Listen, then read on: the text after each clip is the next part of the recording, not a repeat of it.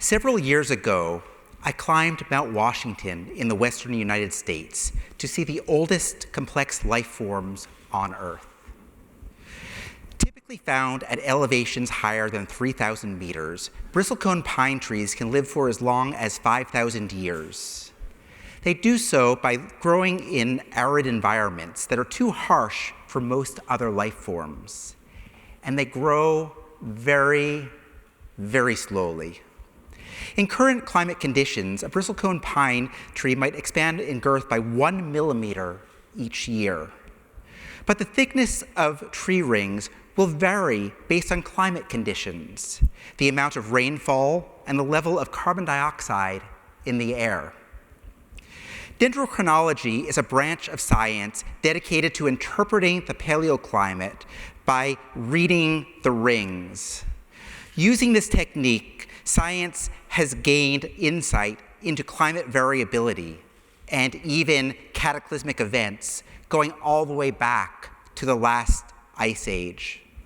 I climbed Mount Washington to see these trees firsthand in one of the world's largest bristlecone forests. It was a 6-hour drive from the city of Reno, Nevada. My travel companions on this lonely trip were members of the Long Now Foundation, where I'm a research fellow. The San Francisco-based organization has spent the past decade building a monumental clock into the side of a mountain owned by Amazon founder Jeff Bezos. The clock is designed to keep accurate time for the next 10,000 years. The forest atop Mount Washington is administered by Long Now, and we were visiting the property because I'm developing a new project there, a project that involves the bristlecones. As I mentioned a moment ago, bristlecone pine trees are steadfast recorders of the past. My ambition is to direct their sense of history toward the future by enlisting them as a new kind of timekeeper, a clock that varies with the changing climate. I'd like for you to imagine a sapling.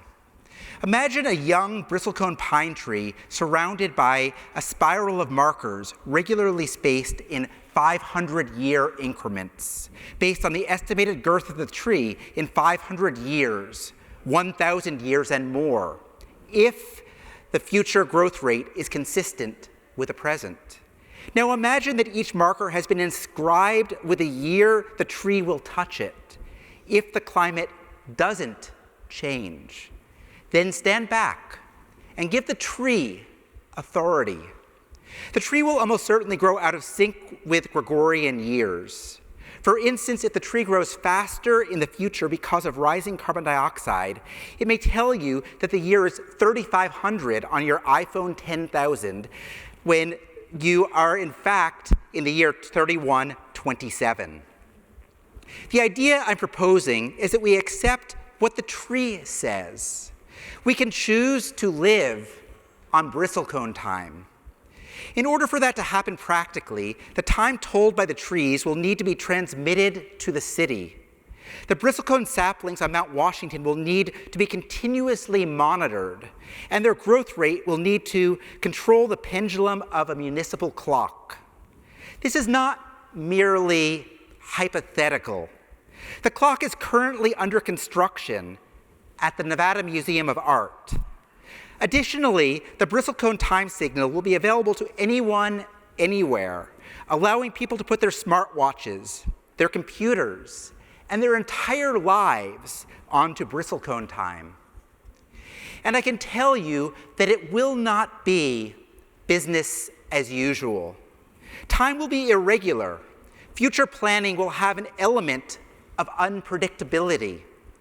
There will also be a deeper connection between the city and the natural world, one that will encourage people to interact with a changing climate directly. The clock will provide an ecological feedback loop, calibrating our actions in relation to climate change, potentially guiding more environmentally responsible behavior individually and collectively. I have begun this presentation by telling you about centuries of the bristlecone because I believe that the arboreal clock is suggestive of new ways in which we might approach urban planning and governance more broadly. The clock project is also characteristic of what I do for a living. I am not an urban planner or an administrator. My training is in philosophy, which I practice in public. I work with universities and organizations and companies ranging from the University of Arizona, where I'm a research associate, to the Berggruen Institute, where I'm a fellow, to Hyundai, where I'm an artist in residence. My ambition is to engage governments and industry and people in the realm of ideas, encouraging them to explore the world in which we live and to chart possible futures for our cities, our environment, and our planet. I believe that collective reflection and anticipation are necessary for our survival, especially in this period of ecological upheaval. And I believe that philosophy, like timekeeping, needs to be a public service. One of my primary techniques, adapted from philosophy, is to undertake large-scale thought experiments. In these experiments, I create alternative realities to provide perspectives on our own society and provoke dialogue about who and what we want to become. Related to this, I create philosophical instruments, tools and devices with which people can collectively investigate the places they inhabit. These techniques are exemplified by Centuries of the Bristlecone and other environmentally calibrated clocks I'm developing in other cities, such as a digital clock modulated by the flow of glacial rivers in Alaska that I launched with the Anchorage Museum several years ago, and a hydromechanical clock for the Danube that I'm currently developing with the University of Natural Resources and Life Sciences in Vienna. These techniques are also exemplified by a project I initiated in Berlin in 2014. I've created a new kind of camera that produces a single exposure over a span of 100 years.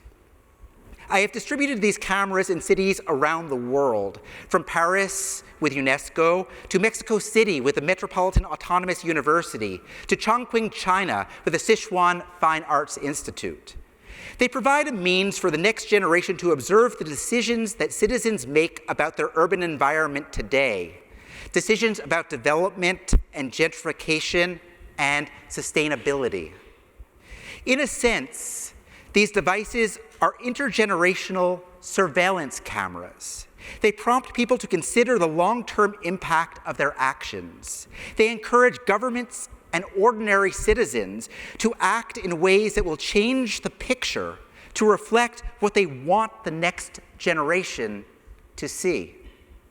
I want to spend the remainder of my time at the podium talking about several other works that may illustrate how a philosopher might provoke new ways of thinking about governance in challenging times, including several provocations that are currently on view at the World Governments Summit. These projects enlist the techniques I mentioned previously, as well as others I learned through my study of philosophy. All of these methods are available to everyone. So my purpose in describing these projects is not to talk about myself, but rather to explain how anyone can practice public philosophy. More to the point, my purpose is to show how philosophical provocation can be an essential practice for administrators and ministers and heads of state. I was pleased to hear Klaus Schwab endorse my position in his plenary speech yesterday when he said that world leaders need to be scientists and humanists and philosophers.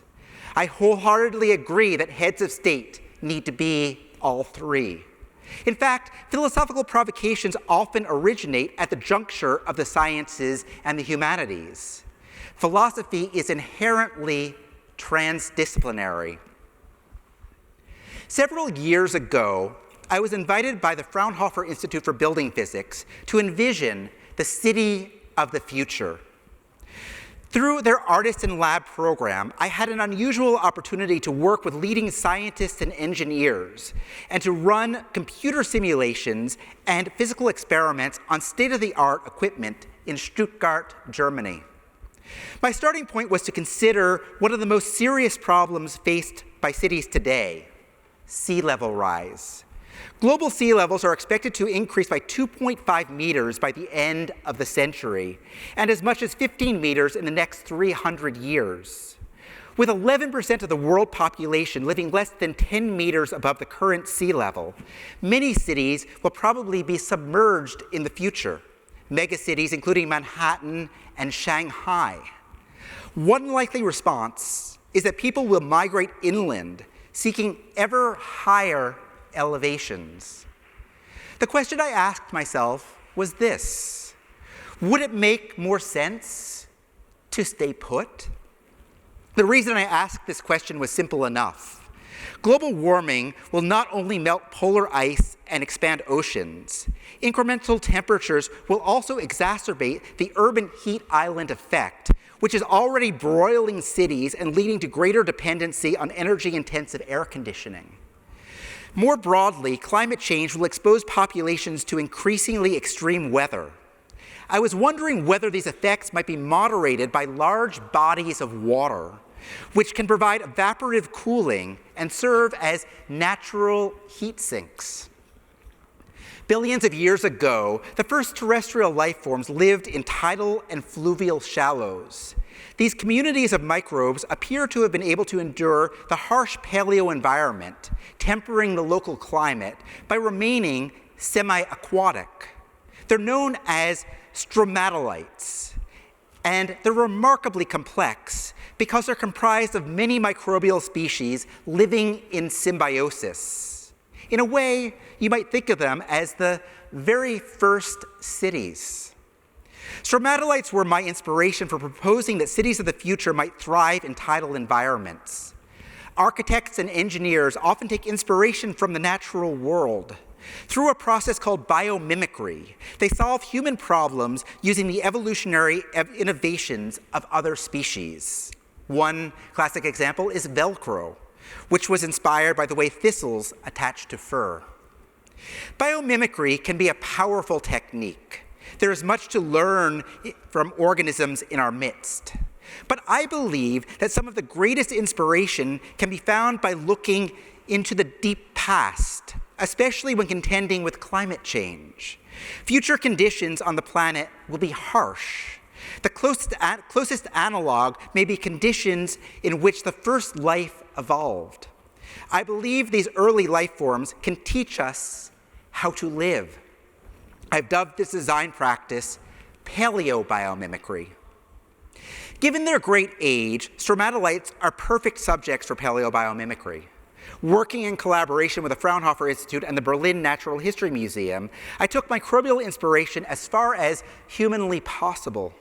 To be specific, I asked Fraunhofer to scientifically test what would happen if cities such as Manhattan and Shanghai were structured like stromatolites.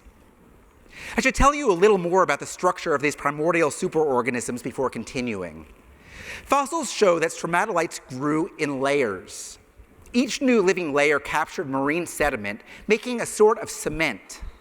As older layers died, they supported new ones above. Over time, a stromatolite would become taller and taller, kind of like a skyscraper. Of course, high-rises don't continue growing after they're built. My idea was to design architecture for ongoing growth.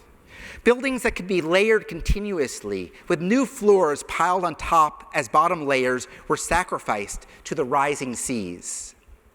First, we wanted to be sure that this was worthwhile.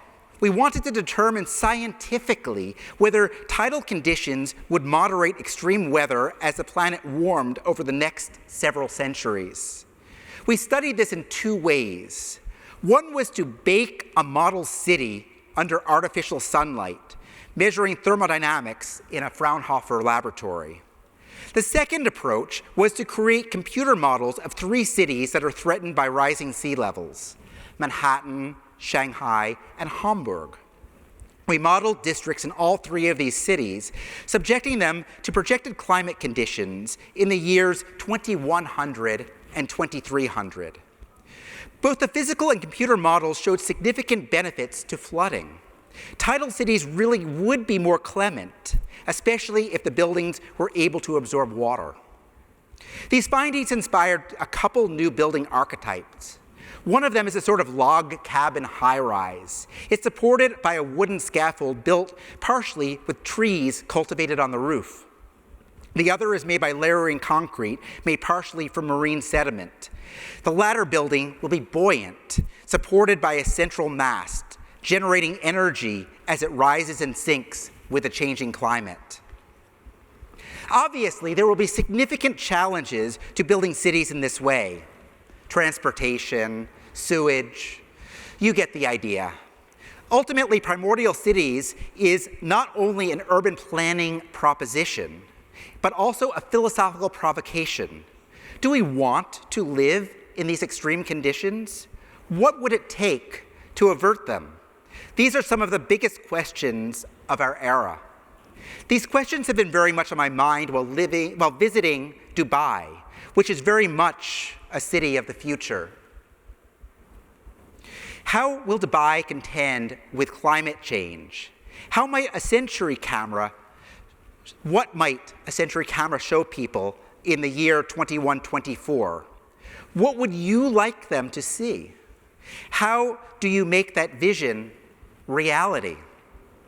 But the primary reason I'm here is to present several thought experiments at the World Government Summit, which you can see now at the Edge of Government exhibition.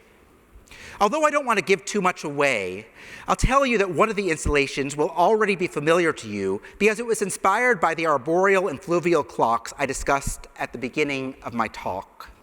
In this installation, the flow of time is calibrated by the flow of several hypothetical rivers.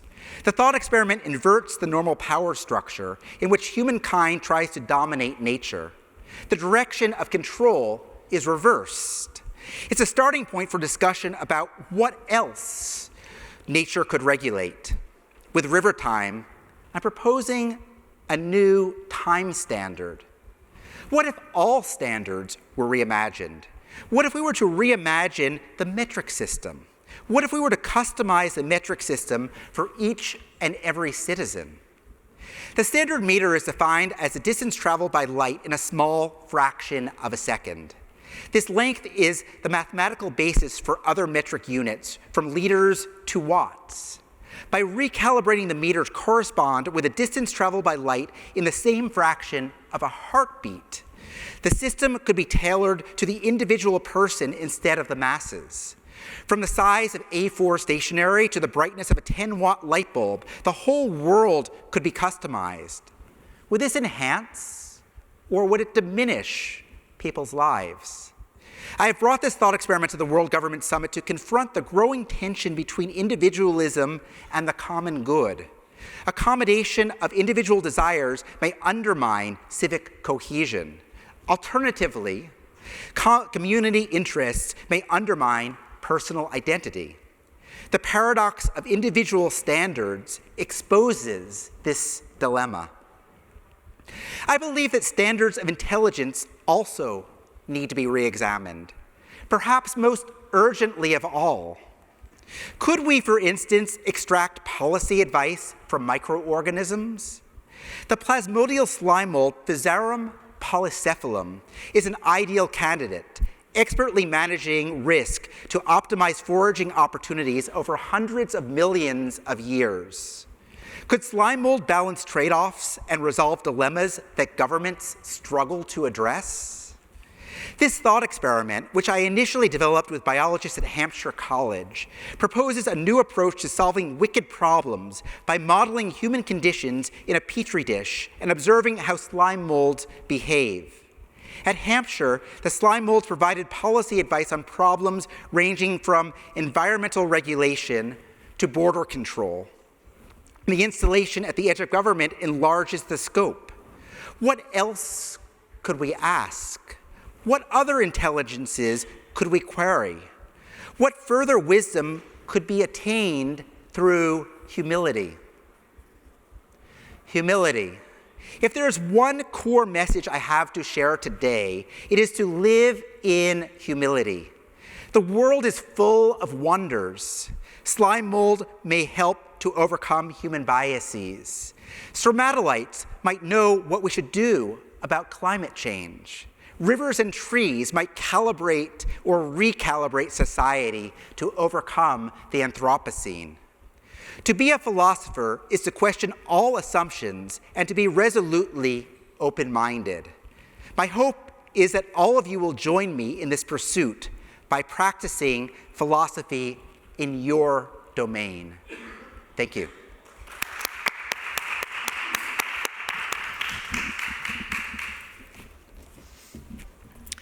Thank you, Jonathan. That was very, very interesting, and there's so much to cover. And as I've said to you today and yesterday, I don't know if about 30 minutes is enough time for us, but we'll do our best. So welcome to the stage. Bristlecone time. I love this. Let's dive right in, because you just mentioned new ways in which we can approach urban planning and governance more broadly, and that's what we're here to talk about. We're at the World Government Summit. So how would you advise governments and policymakers to really put this into practice? How does it look using your philosophical provocations in practice? I think that this really needs to be addressed at several levels.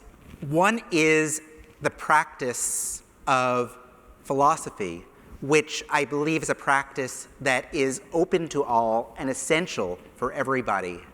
I studied philosophy in college, and then fled academia because philosophy seemed far too important for philosophers, for professional philosophers, that is, and seemed to be far too specialized and focused on narrow problems that were ultimately becoming narrower as the academic pursuit of philosophy continued along its course. I think that public philosophy is something very different, and that I've attempted to do on my own, but that I think if people in government do this work for themselves and collectively, that this can be a way in which to kind of start this process that is one of individual and collective introspection, that's one that can lead to surprising answers to problems that are in desperate need of very different approaches than what we're accustomed to. So one part of it is for everybody to become a philosopher. And I think that's easier done than said. The other is, I think, for us to think about how these thought experiments are prototypes. We're prototyping tomorrow. These are alternative realities that could become models for the reality that we collectively create. And I believe that we need to collectively consider a multiplicity of possibilities in order to be able to come to consensus about which of these is the one that we would like to obtain. So I would say that it would be a very bad idea to take what I do too seriously on one level, which is to say, this is ready to go. We're all going to go onto river time, and the clock that we're watching right now as we're speaking is going to be calibrated by the rivers, and so is everything else, and what could possibly go wrong? That, to me, doesn't seem like a very good idea. On the other hand, it seems to me that by positing this, it then allows us to experience it in a way that we can then figure out on that basis what actually might work. And what might work might be very different in terms of the technology, in terms of the design in the broadest sense of the word, but that I'm very motivated personally that whatever it is that we ultimately end up doing, that we recognize that we are a part of nature and that we reintegrate into this living system of planet Earth. And whether time ultimately is the mechanism for doing so, let alone time as effectively an appropriation of the clock that we know and the abuse of that clock in terms of using it in ways that manifestly that clock was not designed for. That, to me, is a way to begin that work that we need to be able to do. And it needs to happen in public. So I think that we need to build a clock for people to be able to experience, not for people to be obligated to follow at the outset, but as a way in which we can start to orient and we can start to then potentially translate some of these thought experiments in some form, probably very different from anything that I could imagine, into some reality that maybe is going to be useful to people in a more practical level. So interesting. And one of in your exhibition, the most fascinating one to me was the River Time Project. And if you haven't seen it, it's just by the Media Village. It's a beautiful exhibition, just really, really interesting, and I would definitely recommend it. The River Time Project, which I loved and we saw together earlier today, it kind of observes the pace of life. You have people going to their rivers in places where they live, and you're hoping to bring it to many different places. I suggested we do it here in Dubai with the oceans, and I live here. I'm a big fan of our beautiful oceans here and across the country. But what can we learn from these observations when it comes to kind of governance? I think what you've said to me is governments need to incorporate this longer term perspective. What can we learn from something like the River Time Project, and how can we apply it to governments? So I think that in the first place, we as humans are very limited in our experience of the world because of our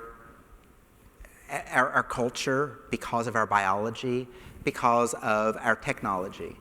And that we need to enlarge the view of the planet and planetary conditions in order to be able to make good decisions that are ultimately going to affect all life on the planet, including ourselves. So I think that maybe as a very simple proposition at the outset would be to say that we need to start looking to other life forms and living systems in terms of how they're living in the world. Not to look at them as probes in some sort of way that we objectify them, but to think about them in their living state as participants in the decision-making process alongside us through their manifestly different ways in which they live in the world, their manifestly different ways in which they sense and process their environment. Because each and every species evolved in different conditions and therefore is going to be sensitive to different aspects of the environment and is going to process what is experienced in different ways. That's just a matter of survival in different environments that now we as humans are controlling or attempting to control. We effectively are trying to control it all.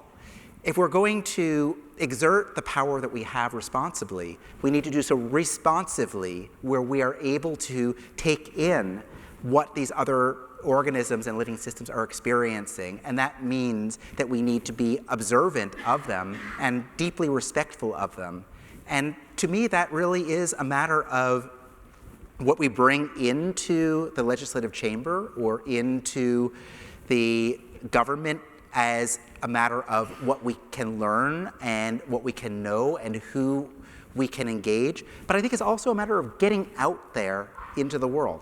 I wonder whether state houses really should continue to be the place where we meet to make these decisions, or rather whether we should think about going out into the open.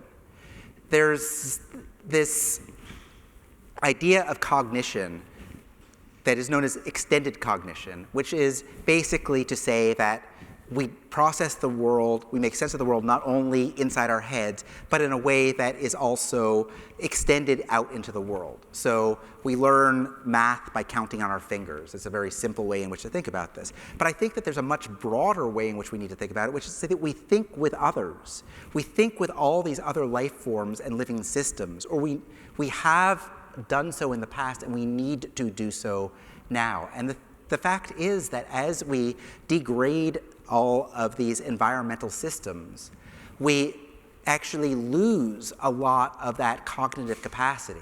we're literally losing our minds. So I think that what we need to be doing is getting out there and engaging and including and making that the foundation for the ideas that we develop, for the decisions that we make. So interesting. You reference losing our minds. I learned something really interesting about you, and I want to talk about it because I'm amazed by this. So Jonathan does not use a smartphone, and I know this has been publicized and spoken about before, so I'm not kind of breaking news here. And I was so impressed. I'm a journalist. I'm addicted to my phone. I have a smartwatch. I'm speaking to you looking at my iPad. I think this is amazing, and I completely commend it. Do you think that these devices that we're using, these iPads, all of this, you say we're losing our minds, is this why? Because we have just developed this technology that we rely on so much, and this is actually kind of making us not able to function as a society in the way that we should? I think that it's a really good question and an important question, especially to be asking in a place that really is at the cutting edge, where technology is very much a part of the culture. And so for the record, I've never owned a smartphone, but I've actually never owned any phone at all, a cell phone. He has a landline if you need to reach him. I do have a landline. I said to him, if you want to call me, you just know where my number is. And he was like, well, you can't call me. You have to email me. And I said, you are brilliant. The landline, the cord doesn't reach across continents, I've discovered. So the landline is kind of useless while I'm here. So having said that, I am not a Luddite. I am not against technology, but I am of the opinion that we need to use technology in ways that are essential to our way of being in this world, that actually deepen our experience of this world through the enhancements that they can provide, and also to be aware of the ways in which they can distort and even can degrade. To me, there's nothing new about the smartphone. The hand axe has been around for hundreds of thousands of years, and that is actually a more impressive technology in a lot of ways. And that continuum, technologically speaking, and also we find more and more tool use by non-human species, that technology is not uniquely a human phenomenon. We need to look at technology in that expansive sense to recognize that in the same way that there is extended cognition, there also is the fact of our technologies being an extension of our bodies.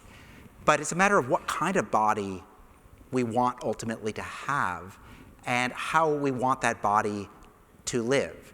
So when we think about a technology such as a smartphone, my concern is that my mother might call me when I would rather not answer the phone, but we won't tell her that.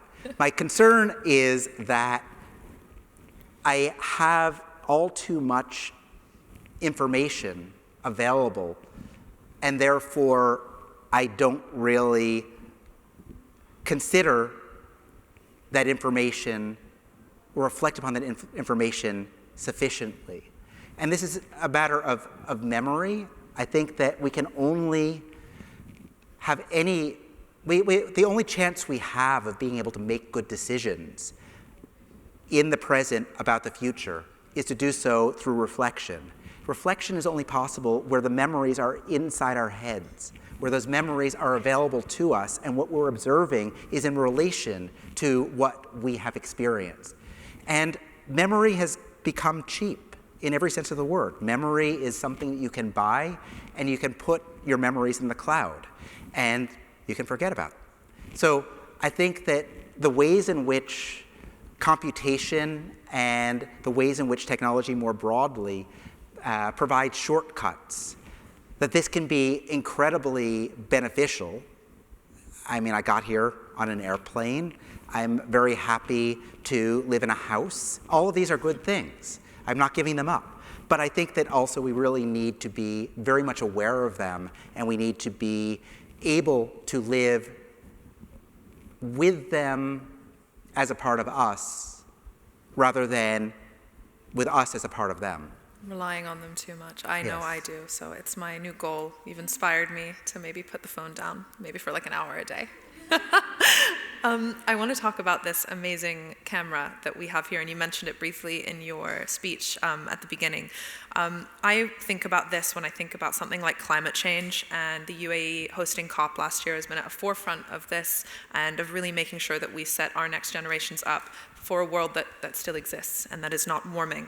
It's one of the greatest challenges we've faced. And you have this amazing project where we can actually conceptualize how climate change actually looks in human terms. How can we use this amazing tool to kind of understand humanity and understand ourselves better as humans and the challenges that we face? Well, again, I'll talk about technology, and I'll talk about technology in terms of how good we have gotten at changing things, the leverage that we have, the power that we have attained since the Industrial Revolution is extraordinary. We can change most anything in ways that will be felt, that will be experienced over hundreds, thousands, tens of thousands of years. And that is a remarkable feat that comes with a remarkable level of responsibility that we don't have, because all of this is very new. Since the Industrial Revolution, we have not really evolved in any meaningful way. I'm speaking about evolution in the biological sense. Our brains have not changed. Our minds have not changed in a way that we are able to wield these technologies responsibly, to wield them in a way that is at the level of the technologies themselves in terms of what they can do. So I've been thinking about ways in which we can recognize the long-term impact of our actions, and we can interact at some level with those who will be impacted in a way that can lead to a sort of a feedback mechanism or a means of reflecting on the present from the perspective of the far future. So cameras that have an exposure time of 100 years, and I've also built cameras with an exposure time of 1,000 years. These cameras are out in the world where we can encounter them and we can imagine the image, a single image, very slowly fading into black paper at the back of this capsule. An image that we can imagine, but we cannot see. But in the ability to imagine it, we can imagine what those in the far future might see. What do you think they'll say when they see us? Well, will they see us, I guess is the first question. Right. I am not pessimistic, but I don't know the answer to that. Nor do I know the answer even if I take the view that the camera will last that long and that people in the far future will be able to see the picture. I think that from my perspective, it is the uncertainty that is the significant part of it, rather than any certainty that I could try to persuade you of that I wouldn't be convinced of myself. I think that it's a matter of how we can enter into this state of uncertainty that is not a state of resignation, but rather is an active form of uncertainty, a form of not knowing that is constantly taking in whatever we can experience and constantly considering what might be and working toward what of all those possibilities, what we consider to be desirable, but at the same time not predicting what is going to be seen by those in the far future. So the image that they will see is always in this state of uncertainty until that very last moment. And the fact that it's in this state of uncertainty is an opportunity for us today and through time to change the picture. It's an opportunity for us to time travel in our minds to the far future, to look back upon ourselves from their vantage. But we're not there, we're here. In the here and now, we can do things that can make what we imagine people in the far future might see, what we would want them to see. So for me to make predictions would actually, I think, be antithetical in a way to my motivations for this project. I very much hope that by having many of these cameras in many places in dialogue with each other, effectively a network of these cameras around the world, and ideally Dubai will be the next location, that these cameras can be a way in which we can, each one of us, in terms of these places as we encounter them, undertake this process of reflection. But we can do so in a communal sense with others we encounter at the point where we see the camera, and with a larger community, which is the planetary community, which is to say all the other cameras in relation to this camera, and the conversation about this larger picture, this planetary image that is in a state of becoming. So interesting. I'd love to see this project in Dubai. And to me, even I've lived here for over 5 years and I've seen this country change so much, and that's not very long actually in this country's history. But when you come here and you see a place like Dubai, a city like Dubai, and you see its growth, do you think there's lessons that we could learn in the West? You live in San Francisco. I think this all the time. There's so many lessons we can take from Dubai and their philosophy of actually looking to the future, serving future generations that I think we can learn, especially in our home country of the United States. I think that the way in which in Dubai opportunity is the first word that comes to mind when people talk about the future, I think that is an incredibly positive and really important way in which to think about the world we live in, because opportunity is in fact something that comes with certain obligations. It comes with the responsibility to use that opportunity well. It comes with recognition of agency, and it comes with a sense of possibility that is truly expansive, and therefore that can take in a realm that lies beyond what has ever been before and what anyone ever thought was possible.